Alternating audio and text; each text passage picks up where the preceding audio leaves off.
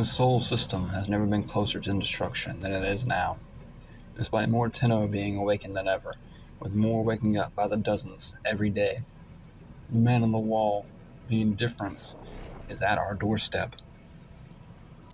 Welcome back to the channel, guys. I am Vault Zero, and today we've been taking a look at Warframe, a massive title whose narrative stretches over a decade long. The question is, at this point, how should Warframe end?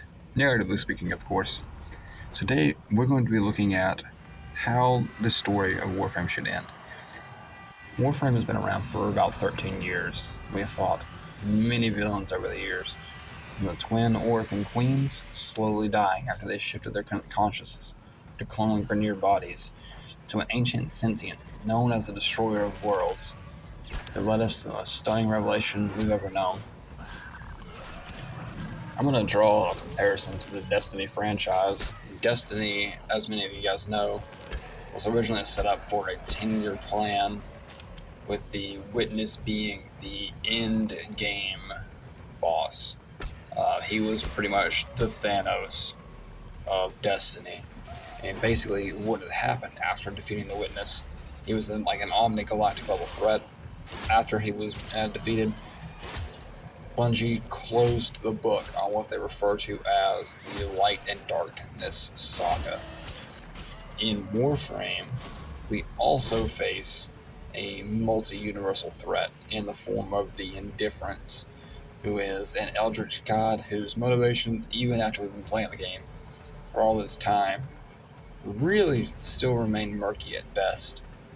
The question I want to pose is, could Warframe follow Destiny's blueprints in terms of pursuing what would be known as sagas as well? You wouldn't necessarily have to call them sagas, but the same kind of like chaptered system. And the reason I bring this up is because, to my knowledge, and the 13 years this game's been around, no one's really brought up what the end of the game should look like from a narrative perspective, or even from a delivery perspective, I guess you could say.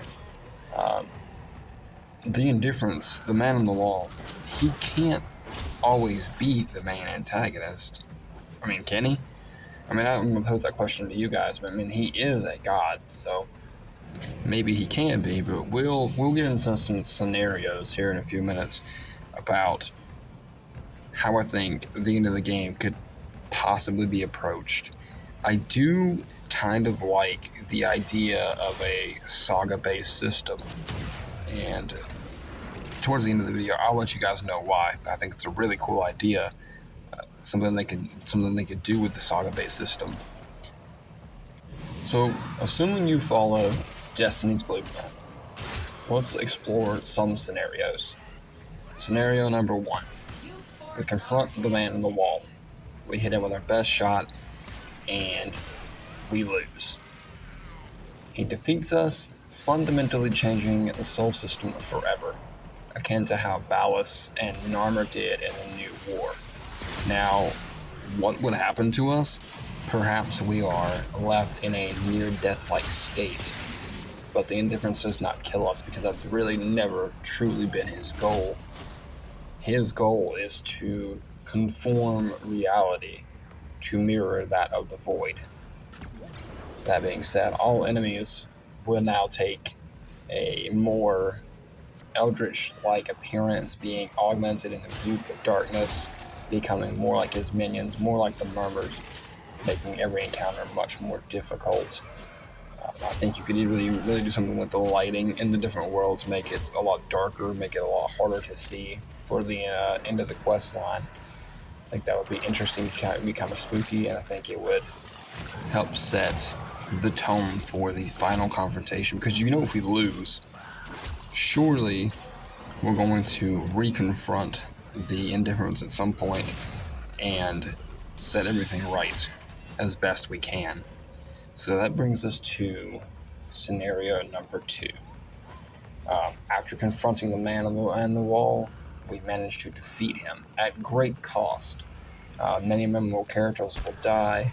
The Sol system at large is still plagued with scars from the war against the Indifference and his minions. Corpses of massive murmurs can be found in the open world locations, devoid of any life, cut off from the power of the Indifference. I think this is a really interesting perspective that you can go with, a really interesting option. But the question is, and it's a question I'm going to bring up again in a minute, once you defeat the villain that's been built up for 13 years, where do you go from there? And we would have to reach power levels we haven't thought possible to even touch him. I think he's just toying with us more often than not. So the implications of us beating him are massive.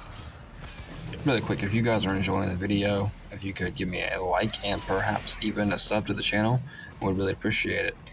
But moving on to scenario number 3, it is identical to scenario number 2. However, I think it's much more interesting because instead of managing to mortally wound the Indifference, we perhaps make a discovery that maybe he's a cosmic being essential to the balance of the universe. We know that he really came from nothing, and that's really kind of his goal, to reshape our system to mirror that of the Void, which was nothing. He didn't really take shape until Albrecht and Trotty fell into the Void. So perhaps he's a cosmic entity that needs to exist for there to be balance. If that's the case, we would have to go through extraordinary steps to contain him, or even force him back into the Void. The question would be, at that point, would we find a way to seal the Void permanently? Or would it be a situation where we've just bought ourselves more time and we're going to have to fight him again in the future should he ever escape? The only thing I don't like about that theory, and I'm going to get into it in just a minute, because, again, we need to talk about what happens after the culmination of this fight that's been built up for so long. I'm sure that many of you are familiar with the term a power vacuum. An entity like the Indifference can't exist and be removed from power without causing a power vacuum. Something would take his place. Now, I'm not super familiar with some of the other villains that have been built up in the background. I'm not sure if they've actually been dealt with, like the Wolf of Saturn 6. I'm not sure. That's just an example off the top of my head, if he's been dealt with. And I know there are others that I could potentially bring up, and probably will later in this video, who could claim that top brass spot as the big main antagonist of Warframe, should the Man in the Wall ever be defeated. In addition to the power vacuum, you'd also have to consider what would happen to the remaining factions, the Corpus and the Grineer, as well in the Sol system. Is it possible that we could foster a new era of peace in the Sol system, one not known to any of us? Together we could fight to purge the galaxy of the infested once and for all, culminating with the reveal that the new main antagonist of the Sol system in the Warframe franchise is in the form of a massively powerful hive mind infested. Akin to the grave mind from Halo, we could have a hive mind final boss that's kind of terrorizing the Sol system. There was at one point, I don't know if there still is, there used to be a massive infested boss that you could fight. I believe it might have been a raid boss back in the day, back in like 2015. We could bring something like that back. I'm not entirely sure, like I said, about some of the other villains in lore in terms of whether they're alive, dead. But I do know that Alan V had a fascination with keeping himself alive and with the infested. And I know there's also a Mutalist Alan V node. I've never actually done it somehow. I always get sidetracked with the star map. But if he's alive and still interested in infested and still mutated, he could very well become the hive mind leadership behind the infested that we would have to purge the galaxy of. I think that would be a really interesting way to go to at least temporarily fill the power vacuum while they build up another villain in the background.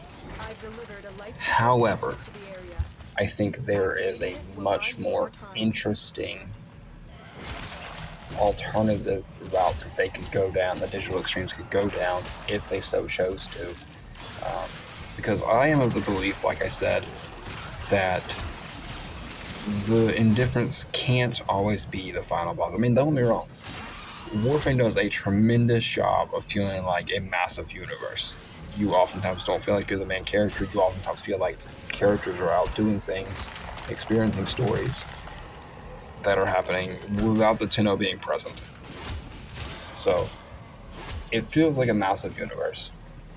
My point is, as big as the universe feels, it wouldn't be hard for DE to build up a new villain seemingly out of nowhere that would dominate the Sol system, and we could have no reason to leave the Sol system. However, along the same guidelines of us defeating the Indifference, we could again usher in a new era of peace in the Sol system. We could perhaps receive an ancient distress call from an advanced life form coming from the much anticipated Tau system. We could finally venture out of the Sol system and journey through the void, which would now be free of the Indifference. And see, this is the thing I was talking about earlier, I was alluding to. If we couldn't defeat the Indifference, if we just had to steal him back in the void, I feel like you're kind of sealing yourself into the Sol system, which wouldn't surprise me, but at the same time, it would also kind of disappoint me, because we've been playing, don't get me wrong, Warframe is not a boring game by any stretch of the imagination. But that story map's getting a little full, if you know what I'm saying.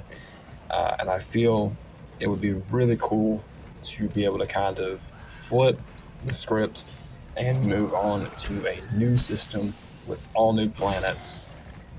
It would essentially be Warframe 2, I guess. But anyway, we would once in the South system be greeted by additional races not previously mentioned, also created by the Orokin. Perhaps even races closely resembling the original Orokin.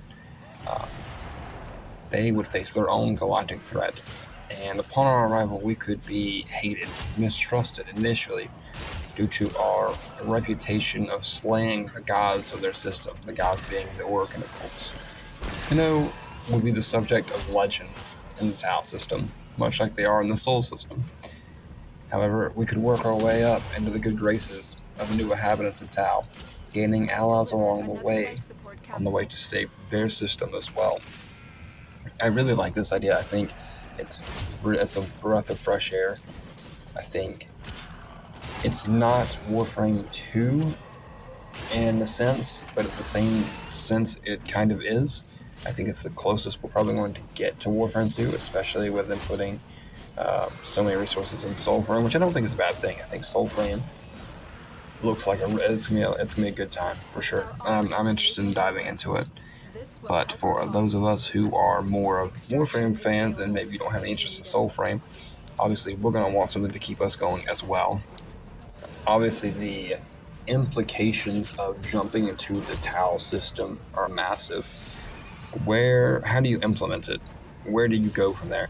Do you treat it like a hard reset? I feel like the game, people have put too much money into the game to be interested in a hard reset, and maybe there's a way to do a hard reset, but not do it in a Destiny Sunset sense, if that makes any sense.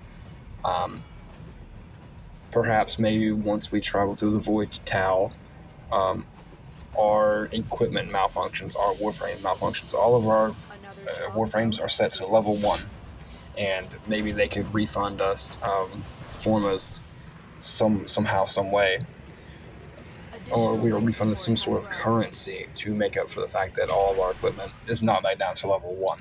What sort of effects on the Tenno and our frames would extended exposure in the void on the way to Tau have on us? Would our powers be weakened? Would they be amplified? Will we gain new powers? These are all questions that I think are really exciting to look at. There are just so many possibilities when you think about moving to an entirely new system with entirely new destinations, entirely new enemies and factions to face.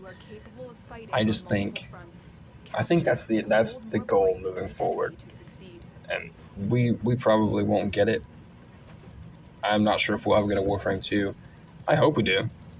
And if we don't, I hope this is the direction they take, which is like either a hard or soft reset. You don't have to reset everyone's gear, but give us new destinations. The Tau system, I think, is a prime target. It would set up a new big bad, new abilities, new locations. But guys, I would love to hear from you and hear your thoughts about how Warframe should end. But that is going to do it for me, guys. I will catch you in the stars.